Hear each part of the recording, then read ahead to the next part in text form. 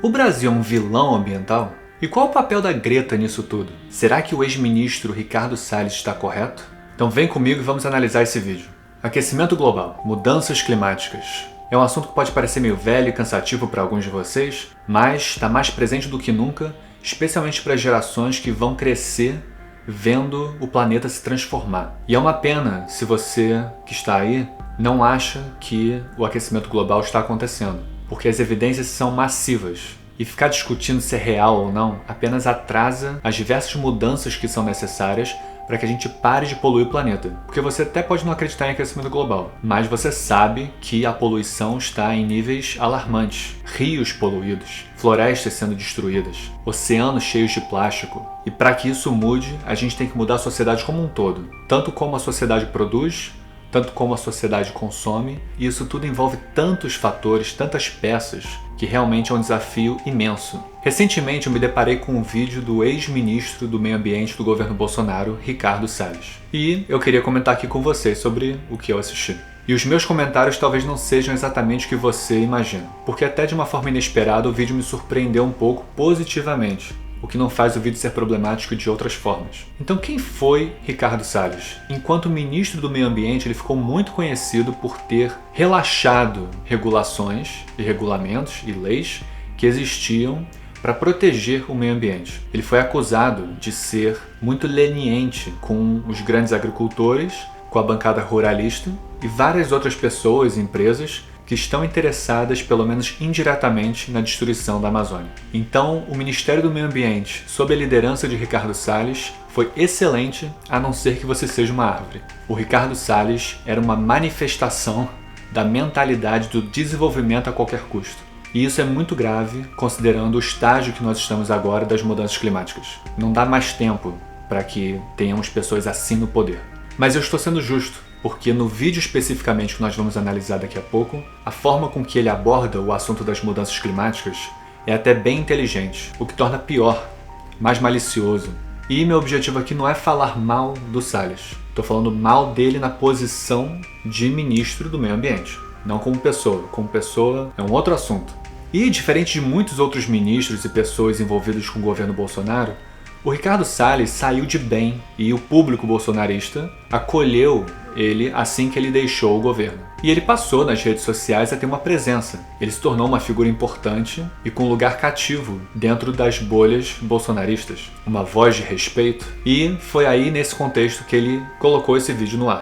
Quem vê a Greta na televisão não tem ideia da verdadeira indústria que está por trás desse assunto das mudanças climáticas. É importante saber que dos gases de efeito estufa, eles foram produzidos nos últimos 200 anos pelos países ricos, que em razão da Revolução Industrial queimaram por 200 anos combustíveis fósseis como carvão, gasolina, petróleo, madeira e com isso foram acumulando gases na atmosfera. São eles, portanto, os responsáveis pela destruição da nossa camada. O título do vídeo afirma: o Brasil não é um vilão ambiental. E, nesse ponto, ele está 100% correto. Comparado aos Estados Unidos, a Europa e agora a China, a Índia, o Brasil não polui tanto quanto esses países. Mas será que só por causa disso o Brasil não é um vilão? Agora, o Brasil, que responde por menos de 3%, está sendo chamado por eles para dividir essa fatura. Mas são eles que seguem sendo os responsáveis por mais de 70% dos gases de efeito estufa do planeta. Porque a impressão que dá, olhando esse vídeo, é que já que outros países poluem mais, então o Brasil não tem culpa, o que não faz sentido nenhum.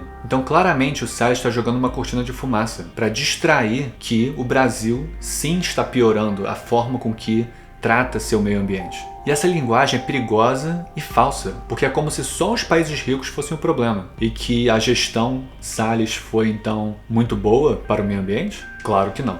Então você vê que pessoas como Salles querem sempre colocar a economia acima da natureza. E obviamente isso pode ser um beco sem saída, especialmente para os países em desenvolvimento que nem o Brasil, porque obviamente nós queremos que a nossa população, que o nosso país se desenvolva. Mas infelizmente para isso acontecer, nós precisamos de alternativas aos combustíveis fósseis que infelizmente ainda dominam, ainda são os mais convenientes e mais baratos para fazer com que a gente alcance um desenvolvimento mais rápido. É o que acontece com a China e com a Índia, especialmente a China, que polui horrores. E embora não seja uma desculpa perfeita, dá para argumentar que há 200 anos atrás, ou até 50 anos atrás, a humanidade, as pessoas não tinham noção do quanto essas atividades de extrair os combustíveis fósseis fosse tão danosa para o planeta. Ainda tinha essa desculpa um pouco. Mas hoje em dia não tem mais essa desculpa. Nós sabemos exatamente o efeito que a extração e o consumo desse produto causa na natureza.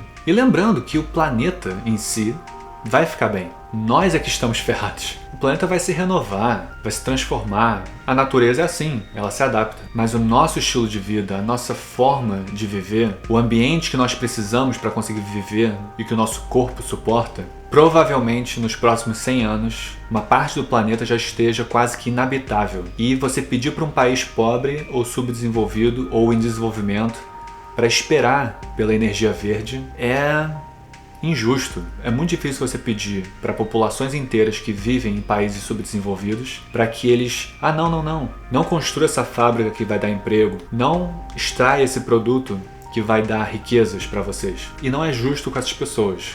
E claro que também não é justo com o planeta. Aí é que nós temos um dilema. E esse dilema talvez seja o maior desafio da humanidade no século XXI. Como equilibrar o lado ambiental e o lado do desenvolvimento e da economia. É claro que o ideal seria fazer os dois ao mesmo tempo, mas nós sabemos que no mundo real é difícil esses interesses se alinharem, porque a impressão que dá é que eles são quase que antagônicos. Por isso que é importante ter uma mudança de mentalidade sobre o papel da tecnologia verde e das mudanças climáticas na economia, porque uma coisa na verdade está alinhada com a outra. É só os governos terem a vontade política de investirem seriamente em opções verdes. E obviamente existe uma responsabilidade gigante das empresas de energia que poluem muito, que não tem nenhum interesse em mudar como o mundo funciona hoje em dia. Então para eles não tem um interesse urgente, eles podem ir empurrando com a barriga, essa é a verdade.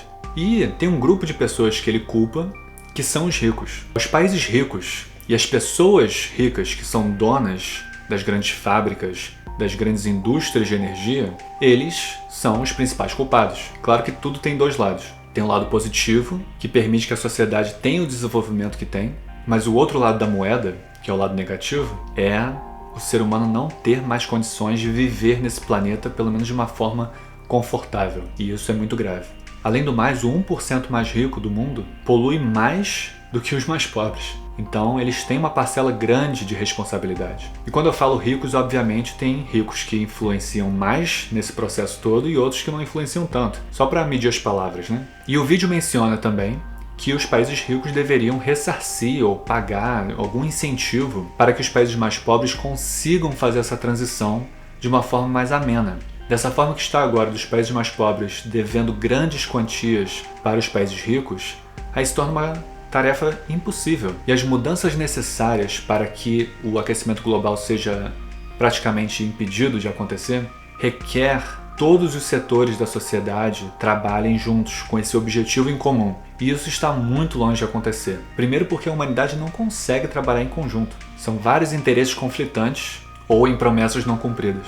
Porque infelizmente o lucro ainda vence a vontade política. Mas a impressão que dá, pelo menos, né, olhando daqui de fora, é que é mais fácil para os ricos irem para o espaço, né, Bezos, do que realmente investirem seriamente em resolver esses problemas. Porque se as pessoas mais ricas e poderosas do planeta se juntassem com seriedade, eu acho bem difícil que elas não conseguiriam fazer essa transformação. Mas nunca vai vir dos ricos essa vontade. Só da pressão popular. Mas essa pressão não existe por enquanto. E o mar vai subindo. E o gelo vai derretendo. E várias espécies vão morrendo.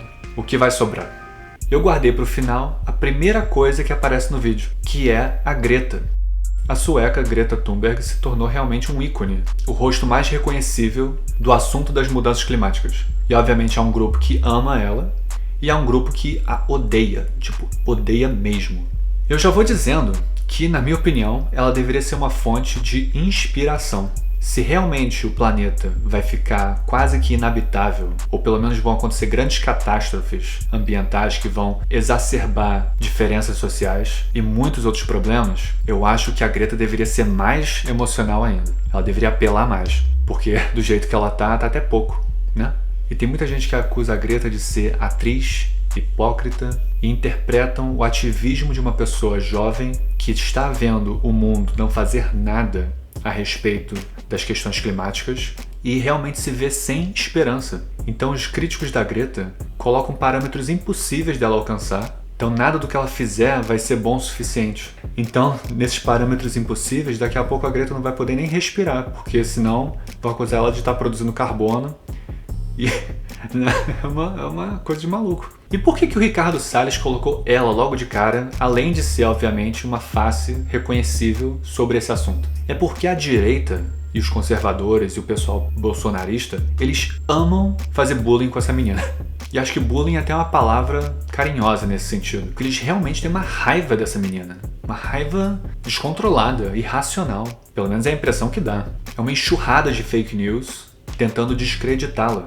E o tema principal que a direita levanta sobre a Greta Thunberg é: quem está por trás dela? Qual é o interesse real dela? Gente, é muito simples. Mesmo se a Greta estivesse sendo patrocinada por sei lá quantos fundos bilionários, George Soros, os Illuminati, mesmo que tivesse isso tudo e pelo visto não há, qual é o problema? Pensa bem, só porque tem um grupo ou uma pessoa investindo em alguém que tem as mesmas ideias, isso é apenas uma questão mercadológica. Mesmo na pior das hipóteses, porque a Greta, não interessa quanto dinheiro ela esteja recebendo, ela está diretamente contra a indústria mais poderosa do planeta, que é a de energia. Eles controlam o mundo. O uso do produto deles é extremamente necessário. Não tem como você escapar. A quantidade de produtos e de coisas que nós fazemos a partir do petróleo, por exemplo, abrange quase tudo que nós temos. Então pensar que a Greta e alguns bilionários